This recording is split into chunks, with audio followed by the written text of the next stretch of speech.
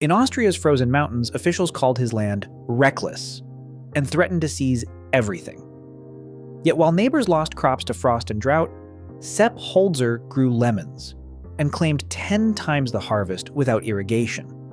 The secret was simple: wood buried deep in the soil. No one expected this defiant strategy to work, let alone transform farming for decades. So why did authorities fight so hard to stop him? Fine notices arrived in bunches, each stamped with warnings and threats. Local officials called Holzer's land dangerous, accusing him of reckless behavior for digging ponds, building terraces, and shaping mounds from rotting wood. Every year brought a new round of violations, sometimes dozens, each one demanding payment or compliance.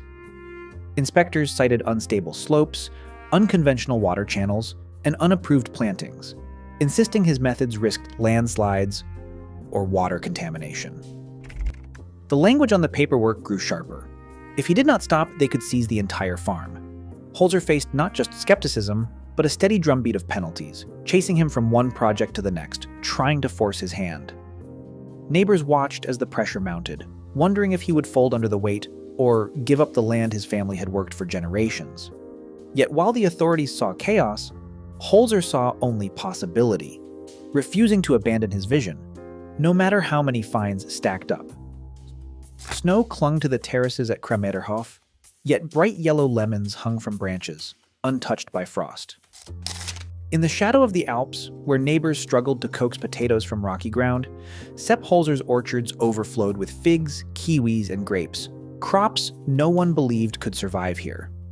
Internal records from his farm hinted at something even more startling: yields that dwarfed the local average, sometimes by a factor of 10.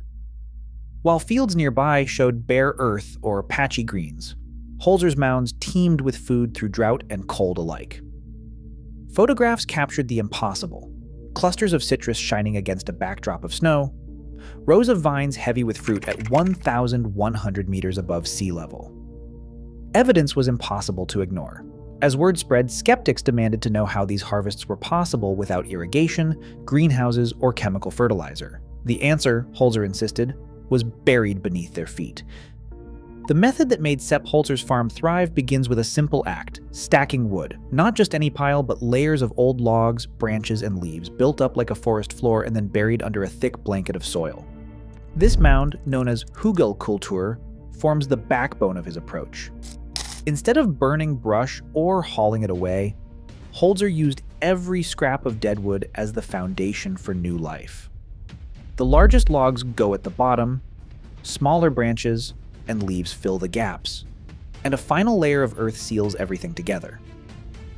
Over time, this mound settles and sinks, but its structure remains, hidden beneath crops that root deep into the decaying wood. Hügelkultur is not just a garden bed.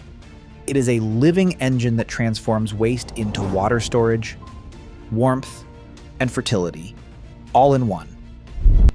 The process is simple, but the results are anything but ordinary.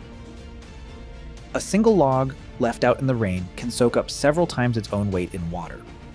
In a Hügelkultur mound, buried wood becomes a hidden reservoir, absorbing moisture during wet spells, then slowly releasing it to plant roots through the driest weeks of summer. Tests with dry and saturated logs show that decaying wood can hold up to 5 times its weight in water, acting as a natural water battery beneath the soil. But it doesn't stop at moisture. As fungi and microbes break down the wood, they generate heat, raising the temperature inside the mound by a few degrees compared to the surrounding ground. Thermistor readings from similar beds reveal this subtle warmth, enough to buffer crops against early frosts and extend the growing season in climates where snow lingers into spring. Where most gardens freeze solid, these mounds stay active, keeping roots alive and fruit ripening weeks ahead of schedule. No pipes, no pumps, just the quiet work of decay, storing rain and warmth for the leanest months. A Hügelkultur mound is more than a clever way to store water. It is a living nutrient bank that feeds soil for decades. As wood breaks down, it releases nitrogen, phosphorus, and potassium slowly, creating a steady supply for plant roots year after year. Soil samples from Krameterhof show that even after 20 seasons, mounds built on buried logs remain rich and dark, supporting new crops without any chemical fertilizer. This quiet fertility is not a new trick. For centuries, alpine farmers let brush and wood rot on woodland edges, building up thick, spongy earth. But after World War II, policies favoring mechanized farming pushed these practices aside. Burning brush became the norm, trading long-term soil health for short-term efficiency.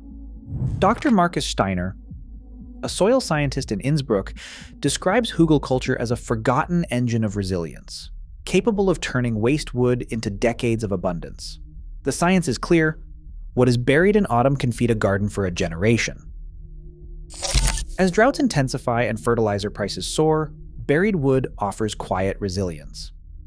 Nature's design still outlasts convenience, reminding us every season where abundance truly comes from.